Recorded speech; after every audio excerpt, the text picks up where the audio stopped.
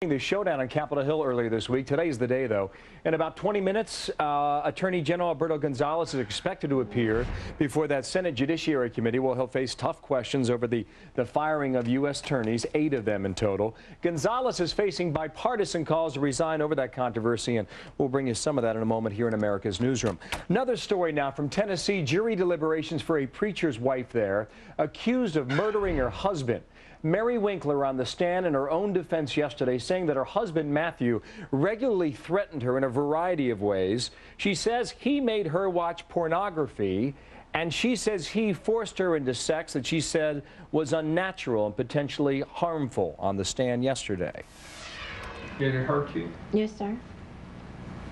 What were you told when you expressed your concern?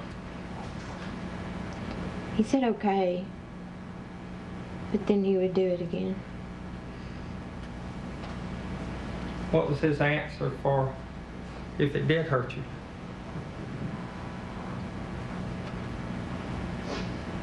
Just, he saw some show one time and they said that does happen, but they have surgery and they can fix it.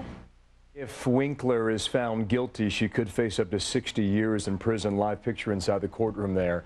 I believe that was, it looked like her off to the right-hand side. So, Somer, Tennessee, we'll follow that. Deliberations start today in that case. Megan?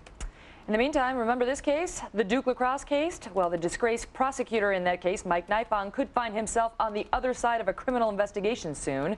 Exonerated defendant Colin Finnerty is reportedly asking North Carolina officials to look into whether Nifong broke the law during this case. Finnerty and his former teammates, Reed Seligman and David Evans, were, of course, declared innocent last week. In the meantime, Evans appears to be putting his life back together. The Wall Street Journal says financial giant Morgan Stanley has offered him an analyst job with a healthy 6-figure salary. Evans had his job offer from J.P. Morgan Chase essentially revoked when the charges first surfaced last year. There was a plan to kidnap and kill 14 people that's now been foiled, we're told.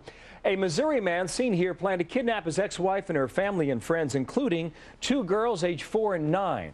Police say that Randy Rust made a plan, wrote down the details, and got supplies to carry out that plot. His roommate came across handwritten notes about his plan to mutilate his victims. Police say on the list, whips and handcuffs and duct tape and dog chains and a camera. The 54-year-old now in custody, facing 2 felony charges for attempted kidnapping. And coming up after the break, a jury of her peers now has Mary Winkler